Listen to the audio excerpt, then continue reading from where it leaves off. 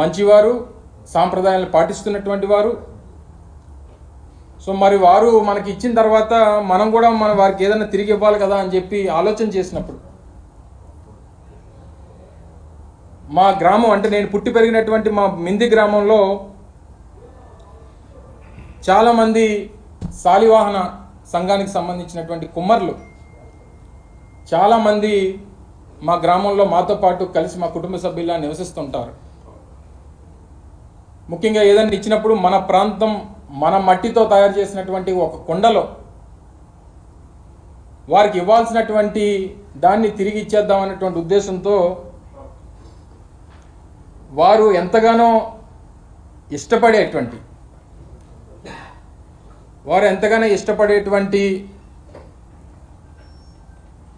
ఈ పప్పుని ఈ ప్రాంత మట్టితో తయారు చేసినటువంటి ఈ మట్టి కుండలో మా ప్రాంత శాలివాహనుడు మా కుమ్మరి సోదరుడు తయారు చేసినటువంటి మట్టి కుండలో పెట్టి ఇక్కడ ఉన్నటువంటి వారు ఎవరన్నా సాహసం చేసి వారికి తీసుకెళ్ళి ఇవ్వగలిగితే మీరు ఇవ్వండి, లేకపోతే వారే పరిగెట్టుకొని వచ్చి దానికి ఆయనకి ఇష్టమైనటువంటి ఐటెం కాబట్టి నేనే వచ్చి తీసుకెళ్తానంటే తీసుకెళ్ళమనండి, ఎక్కడే ఉంచుతాను దీన్ని. కాకపోతే ఈ పప్పుతో పాటు ఇందులో కాస్త ఉప్పు కారం కూడా కలిపా. కేవలం ముద్దపప్పు అయితే సరిపోదు వారికి. కాస్త ఉత్తరాంధ్ర ప్రాంతం అనేక సందర్భాల్లో ఆ పార్టీకి, తెలుగుదేశం పార్టీ అధికారంలోకి రావడానికి కారణమైనటువంటి ఉత్తరాంధ్ర ప్రాంతం గురించి ఏ రోజు కూడా ఆలోచన చేయనటువంటి తండ్రి కొడుకులు ఇప్పుడు వచ్చి ఈ ప్రాంతం మీద ప్రేమ ఉన్నట్టు, ఈ ప్రాంతం అంటే అభిమానం ఉన్నట్టు, ఈ ప్రాంతానికి ఏదో భవిష్యత్తును ఇచ్చేస్తామన్నట్టు చెప్పేటువంటి మాటలు సిగ్గు, లజ్జ, ఏ రకమైనటువంటి విశ్వాసం ఈ ప్రాంతం మీద లేనటువంటి ఈ అబ్బా కొడుకులు ఇద్దరికి ఈ ప్రాంతంలో ఉప్పు కారం కలిపినటువంటి దీంతో కలిపి పెడితే కాస్తంత సిగ్గు, లజ్జ, విశ్వాసం పెరుగుతాయనేటువంటి ఉద్దేశంతో దీన్ని తయారు చేయించారు. దీన్ని తీసుకొని వెళ్ళి వారు ఏం చేసుకుంటారో, ఎందుకంటే సహజంగా వారు వెనక్కి తిరిగి చూసుకుంటే వారి మచ్చ వారికి కనబడదు, ఎందుకంటే సైజు పెద్దది. అది మన కింద ఉన్నటువంటి మచ్చ మనం చూసుకోకుండా ఊరోళ్ళందరి గురించి మాట్లాడితే ఈ రకమైనటువంటి పరిస్థితులే ఉంటాయి. ముఖ్యంగా వారు మాట్లాడుతూ నా మీద చేసినటువంటి విమర్శలు, నాకేదో 100 కోట్ల రూపాయలు నేనేదో అవినీతి చేసినట్టు, 100 ఎకరాలు నేను దోచేసినట్టు తాను మాట్లాడాడు. నేనేమి నీలాగా బ్యాక్డోర్ పొలిటీషియన్ కాదు.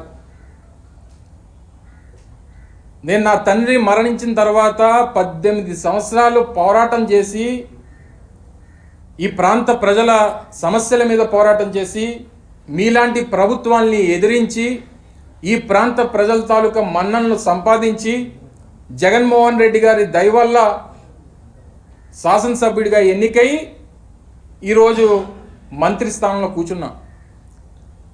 కానీ తమరు మంత్రి అయిన తర్వాత ఎమ్మెల్సీ అవుతారు. అబ్బబ్బబ్బబ్బబ్బా,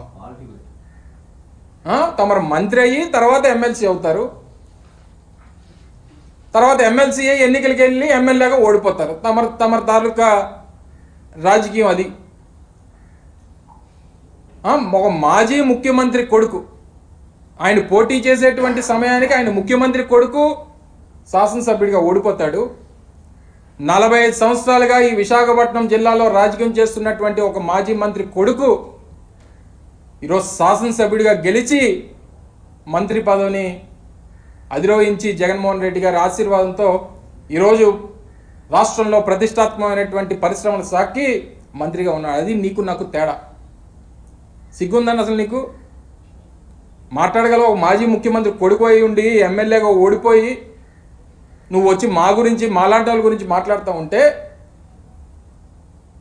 నాకు తెలిసిన దగ్గర నుంచి నేను పుట్టి పెరిగినటువంటి నా మింది గ్రామంలోనే నేను ఉంటున్నా. మా తాత కట్టించినటువంటి ఇంట్లోనే నేను నివాసం ఉంటున్నా. మా తండ్రి అక్కడే ఉన్నారు, నేను అక్కడే ఉన్నాను, మా తాత అక్కడే ఉన్నారు. మా ఫోర్ ఫాదర్స్ దగ్గర నుంచి ఆ గ్రామమే నాకు తెలిసి నేను పుట్టినటువంటి గ్రామం. నువ్వెక్కడ పుట్టావు? మీ నాన్న ఎక్కడ పుట్టాడు? ఇప్పుడు మీరు ఉండేది ఎక్కడ? మీ నాన్న ఉండేది పూరి గుడిసెలో ఉండేటువంటి మీ నాన్న ఈరోజు నిన్ను తీసుకొని వచ్చి ఒక రాయల్ ప్యాలెస్లో, హైదరాబాద్లో ఒక రాయల్ ప్యాలెస్లో నిన్ను పెట్టాడే. ఎలాగా ఆ స్థాయి నుంచి ఈ స్థాయికి వెళ్ళవచ్చు ఒక్కసారి చెప్తే ఈరోజు రాష్ట్రంలో ఉన్నటువంటి అనేక మంది పేదవారు కూడా ఈ మీ తండ్రి తాలూకా స్కీమ్ని ఫాలో అయ్యి వారు కూడా పాకల్లో ఉన్నటువంటి వారందరూ కూడా ప్యాలెస్ల్లోకి వెళ్ళిపోతారు. మీరు చేసినటువంటి అవినీతి సంపాదన, అక్రమాలు, అన్యాయాలు, మీరు చేసినటువంటి అవినీతి ఇవన్నీ మర్చిపోయి, నీ కింద ఉన్నటువంటి మచ్చను నువ్వు మర్చిపోయి, నువ్వు మాలాంటి వాళ్ళ గురించి 45 సంవత్సరాలుగా రాజకీయ చరిత్ర ఉన్నటువంటి మాలాంటి కుటుంబాల గురించి, ఈ రాష్ట్రంలో పేదవాడికి సంక్షేమాన్ని అందిస్తున్నటువంటి ముఖ్యమంత్రి జగన్మోహన్ రెడ్డి గారి గురించి నీకు నోటికి వచ్చింది మాట్లాడతావు నువ్వు.